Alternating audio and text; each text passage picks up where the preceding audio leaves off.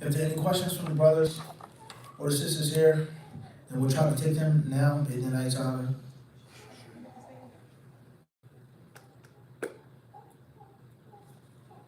Fadal. No, the hadith that was pertaining to Abu Shah, writing it down. Bukhari and Muslim. Now, your job, reference it, find the numbers. Think, where would you, right now, where would you look? Just, right now, if I say 500, just off the top of your head, where do you think you can find this? Farewell Sermon. What chapter is that collected in? What book is that in? Book of Sales, Book of Wudu, Book of Divorce. Think. That's not a book. Think. Put on that light bulb, Sheikh. Think about it. The farewell sermon is connected to what? Revelation. Okay. Think more. What is the farewell sermon connected to? From one thing we learn 10,000 things. It's connected to Hajj. He gave the farewell sermon. You get it? You understand? You with me? Researching increases your intelligence. Reading the books of Hadith is going to make you smarter and sharper. And you're going to be amazed, trust me, at what you find. You're like, man, I didn't even think like that. That's a part of being a disciple. Wallahu a'lam.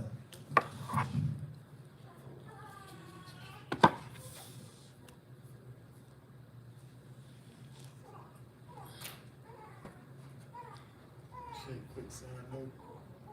Follow. I saw, is that the video of your master's thesis? Which one is this? I don't know. I don't know, but I know the book was like this big. Yeah. It's like 700 pages. Inshallah, one day I'll show you. Yeah, inshallah. Bismillah. Inshallah. Got you. May Allah bless you. I mean, bless us all. All right, no other questions here tonight?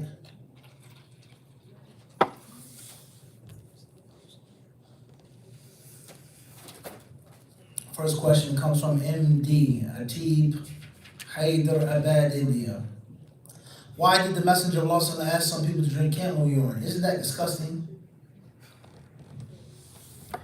There are many things involved and included in medicine that many of us would consider to be disgusting. But it's a well-known cure. Many things, and this is very important with regards to the whole COVID thing. Remember, everybody was going crazy, the vaccines. I'm not putting that stuff in my body. Is this, is that, is this, and that is dirty. Right, no problem. But don't you know and realize there have been filthy things placed inside of antidotes and cures for centuries. It's not a new thing. Now, using baby fetuses, blah, blah, blah, blah, it's a different story. But you get the point. This part of this animal, this gland, apart from this snake, it's well known. Whether that's lawful or not, but it's known. All right? So there are different elements, there are different agents inside of different things that do things for the body. All right? And Allah surely knows best.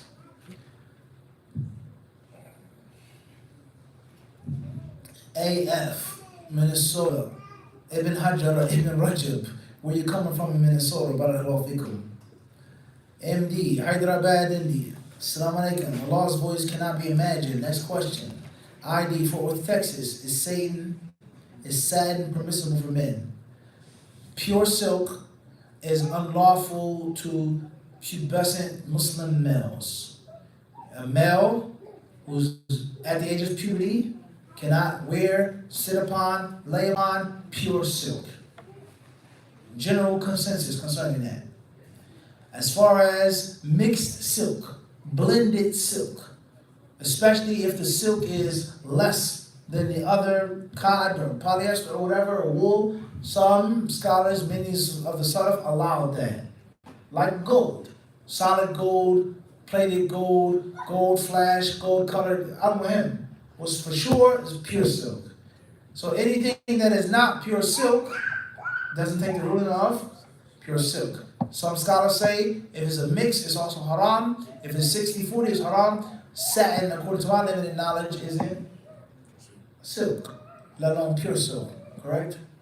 Wallahu a'lam. Next question says, and now the homework assignment is for everybody who wants to do it. Inshallah, may Allah bless you all. Hey, yes, from London, UK, what is your opinion on doing things like doing ruqya on water and throwing that water around in the house? I've seen my mother doing it and I'm not sure it's authentic. As far as reading the Quran over water and drinking it or making do with it, then that's something that many great scholars from the past did and was well known to them. As far as throwing it around the house, I've never heard of that being done by any of the Salaf. I would stay away from it unless I'm sure. Indeed, HadithDisciple, India, can you elaborate in detail on our free will is beneath Allah's will? There's no need for any detail. It's simple. Allah is in control of all things. Allah has the power and the omnipotence upon and for all things. Nothing moves in this dunya except that Allah Azza wa Jal knows about it before it moves. He's in control of it. He created it. He destined it. He allowed it to take place. Rather, Allah knows that which did not take place. If it did, how it would. That's simple and plain, clear. And at the same time, the human being, simple, plain, and clear, has a brain.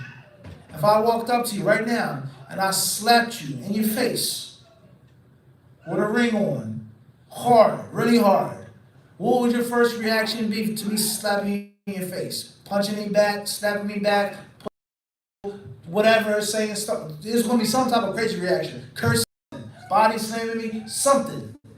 How many of your reaction is going to be, that was meant to be? It's the qadr of Allah that you slapped the living daylights out of me. Who's going to say that? And then, I was actually thinking of saying. Thinking it is one thing, no. If I got up right now, you ain't going to take that. Allah knows best. Right? Okay, so the moral of the story is, me slapping as it said, the mess out of you, the living daylights out of you. No doubt about it. That's the qadr of Allah or not. It was meant to be. 40,000 years. And I wrote that on a piece of paper before I smacked it. I'm writing down 40,000, I give it to you. Bam! You can't even read 40,000 before you feel my hand on your face. 40,000 years before the heavens and earth were created, it was meant for me to slap the living daylights out of you. Agree or disagree? It's your qadr. It was your destiny to get slapped like that. Am I not responsible for slapping a Muslim in the face? You are. Did I not think about it? Did I not have to premeditate it? I'm going to go and slap the crap out of them. Excuse my French. Understand or not? But if I go to slap you and I slip and fall down, if I go to slap you, you move out the way, you grab me. I intend to do something, but Allah didn't what? It wasn't willed. Clear or not? It wasn't meant to be. But did I know I was going to slip or he was going to move out the way? Did I know that? I didn't. I made the resolution to slap you. So therefore, I had a will.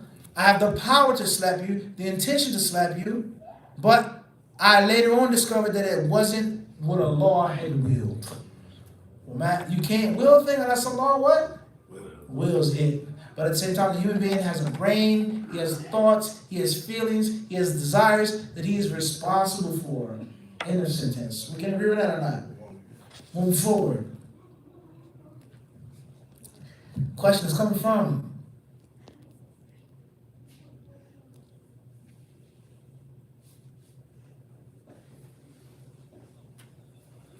Fashion Fall Paul. Jazakallah khairan. That wasn't the word I was looking for, but that's one of the words they use. Jazakallah khairan. EA. Valenciennes, France. Generally speaking, what are the etiquettes when asked questions to people of knowledge? Barakallahu feek. We've explained that many, many times before. And the way of the disciple, 40 hadith on seeking knowledge, etc.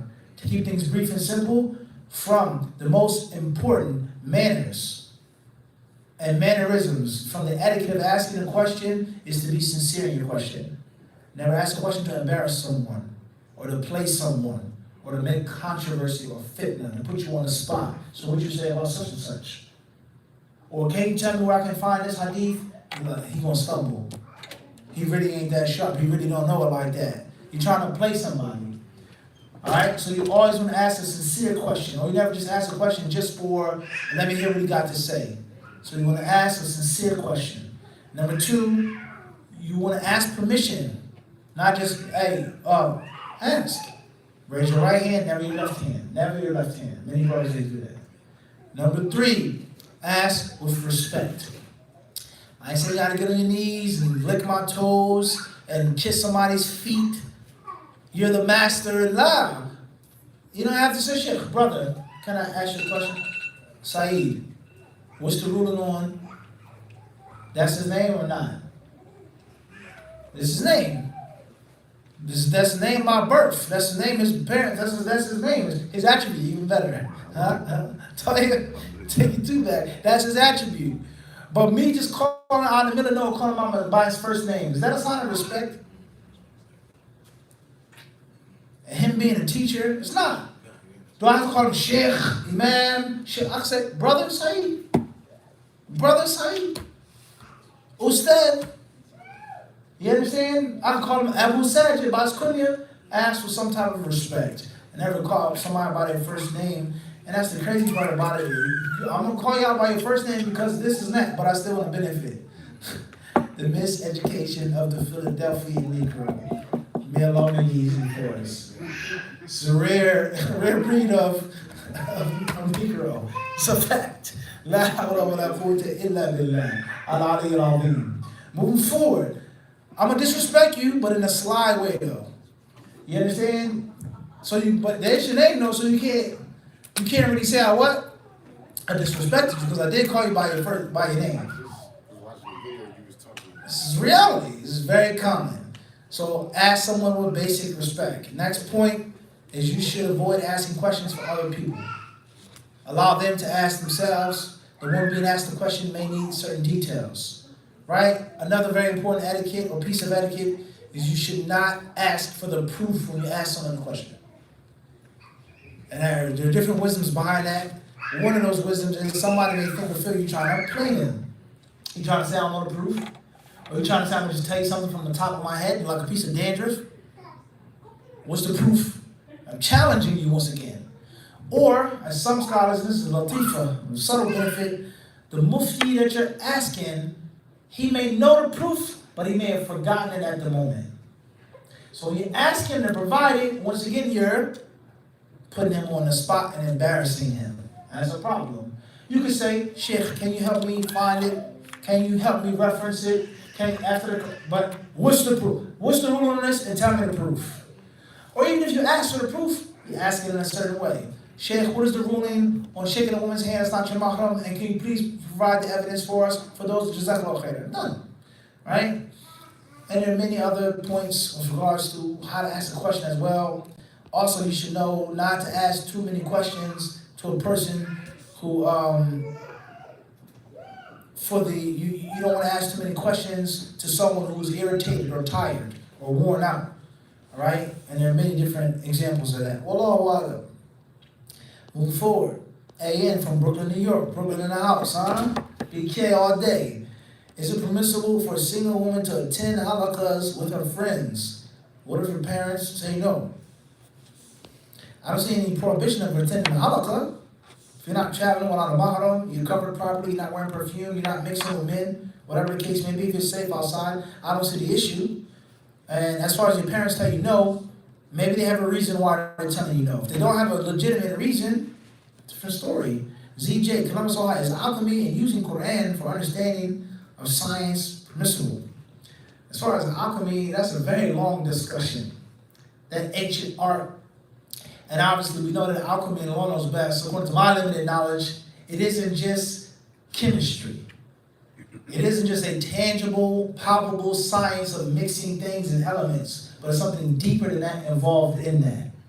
So any science that has some type of supernatural or polytheistic, whatever type of element is obviously going to be a problem. Let alone something which may not have those elements involved, but it leads to it. Alright? And Ibn Rajab, rahimahullah ta'ala, in Fatwa Ibn Salaf, he mentioned the different types of knowledge. Knowledge that's beneficial itself, knowledge that's harmful itself, knowledge which may not be beneficial, may not be harmful. knowledge which may be beneficial but leads or isn't used properly and it becomes harmful. وَبَالًا عَلَى صَاحِبِهِ. Alright, as far as using the Quran in science, then I would say that Allah calls the Quran Kareem. And from the meanings of Kareem is bountiful. It gives and it gives and it gives and it gives. So the Quran is full of giving and bounties. And the Quran, of course, at the top of the list of its things that it gives is guidance, hidayah. There's no doubt about that. Islam, or the Quran, it tells us guidance. That's the main purpose of everything, the stories, the rulings, telling us about Allah's names and attributes, etc. Can science be learned from the Quran? Are there things mentioned in the Quran regarding science? No doubt about that. That's a fact. Are there things that we call miracles, scientific miracles proven over 1,400 years ago in the Quran? No doubt about that. Clouds, the thinness of air and lack of oxygen, كَأَنَّمَا يَصَعَّدُ فِي السَّمَاءِ. Allah tells us, whoever Allah wants to guide, يَشْرَحْ صَدْرَهُ لِلْإِسْلَامِ, He expands his heart for Islam, and the one whom Allah wishes to misguide, He makes his chest ضَيِّقًا, tight. Now you with me saying? Constraint. As if he was what? Ascending to heaven. No airplanes back then, no parachutes back then, no astronauts back then, no oxygen tanks and pumps back then, right? And people, obviously, through the traveling of different explorers, different nations, they realize the higher you go up from the sea level, the higher you ascend into the mountains, the thinner the air becomes, and the more difficult it becomes to breathe. That's a mountaintop, let alone an airplane in which there's oxygen, a jet in which they have the oxygen mask, right? And there are other examples as well, but that doesn't mean that we just come and sit and make the Quran a book of science and just that's it and ignore the guidance and the rulings. And we pick and we choose what we want from the Quran, but the science, etc. That's where the people go extreme. So balance and moderation in all things. Wallahu ta'ala alam. The next question says, AD from Atlanta, Georgia, Sheikh, I'm newly practicing and hoping to be your disciple. Can you recommend some forms of entertainment to keep from boredom of life or the deen? Jazakallah khairan, great to hear that. May Allah make you firm, akhi. And inshallah, if you watching the video, then you're already my disciple. Bi-idhnillahi ta'ala. Of course, there are levels of disciples. There are people who study, there are people who memorize, there are people who study with me for years. There are people who have graduated and left my realm of disciplism. But if you're watching, if you're benefiting, if you learn one thing from me, then inshallah you're what? You're a disciple. That's the way of Hadith. You hear one Hadith from the Sheikh, he's your what? And you're his student. Whether you like it, what? Or not. I learned from him that he ain't my, okay, yeah, all right, sure. Whether you like it, what, Saeed? Or not. He is your sheikh. Deviant, Hizbi, he's your what? He's your sheikh. And you got to put him in your bio. It's from the people that you heard from, whether you like it or not. And if not, you ain't on the way of what? A hadith. Well, you're ready for that sheikh. Yeah, it's over. Pluck your king over. It's done, man. He said, but what? Class. It's over. What's important is that inshallah you'll be a disciple. As far as halal entertainment, then, I mean, there are many different ways of halal entertainment as long as it's not haram. Sports. All sports aren't haram. Some sports have haram elements, but all sports aren't 100% haram. And you yourself can halalify certain sports. You don't gotta gamble. You don't have to have uncovered women or men dressed incorrectly, homosexual men, or alcohol, etc. But a game, a sport. You build brotherhood, you play around, you get exercise. And for argument's sake, as we said many times before, even if a brother is watching sports, like they asked me about UFC and MMA in the UK years ago, that's better than him watching one or something else, or it's reality. Let's keep it real, bro. Let alone doing it and being involved in a club. I'd rather be in my house on a Friday night watching a boxing match or a UFC match than in a club breaking a leg, as they say, right? Shaking a leg. It's reality. And people, they fake piety. Astaghfirullah, how can you tell a brother to smoke weed? No one told you, no one said go out and get a Philly or blunt. No one said that. No one said go smoke weed, but we say you smoking weed is better than smoking what? Cigarette. It's worse than that. Cigarettes, bro. No way. Get the point I'm trying to make? You're dealing with rock and what? Bro. Hard place. Common sense will tell you that. So certain types of entertainment, which may not be the best, but it's better than, let alone entertainment which is lawful. So if you like something, whether that's a sport or sports, or you like to play a board game or something that doesn't contain a haram element, bismillah, in moderation. You can't allow yourself to play it all day, every day. What? Self-control. So I go to the gym every day. That's a whole different story, bro. Gym is different. But it depends what gym you go to. You wear loose clothes, no problem. You by yourself, you're not in front of this person or back of that person and this and that. It's a bit much. Moderate. So I do it moderately, like every day for an hour. That's cool.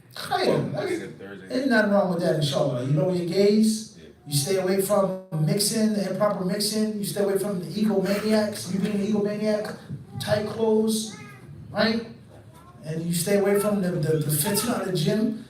Tight spandex, people sweating, jumping, squatting, hurling. It's a fitna. It's a reality.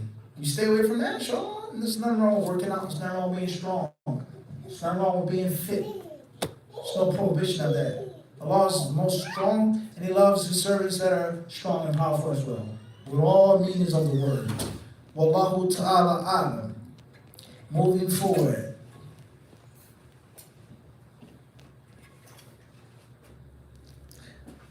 Next question. Zaid Farouk. No name, no initials, nothing. You watch football, Sheikh? Obviously, nothing wrong with it, but I didn't expect that. Never said I watch football, but this is what I'm wearing is reactionary. It's a lot of people say a lot of stuff, talking a lot of trash. I ain't gonna mention no names, even though I could. Shout out to Kaldini, it's my man, my right hand. Shout out to Amir, the Prince. My right hand, whether you're a Giants fan or a Dallas fan or 49ers fan, or whatever fan you are. A lot of people talk a lot of greasy stuff, right? So we gotta, fight back. The Quran clearly says those who transgress the boundaries against you to do what? Transgress the boundaries against them back. That's the scripture. Saeed. Am I wrong? Leave me out of it. I mean, you have the obligation of enjoining the good, forbid the evil. If I say something wrong, he supposed to do what, Sheikh Naim? Say, mufti you off. That's the Quran or not? Those who transgress the boundaries, what? Fight fire with fire. But I'm not dissing nobody right now. I'm not dissing no Giants fans, no Eagles fans. I would never do something as foolish as that. Diss a whole state. East Coast, West Coast. Look how stupid that is.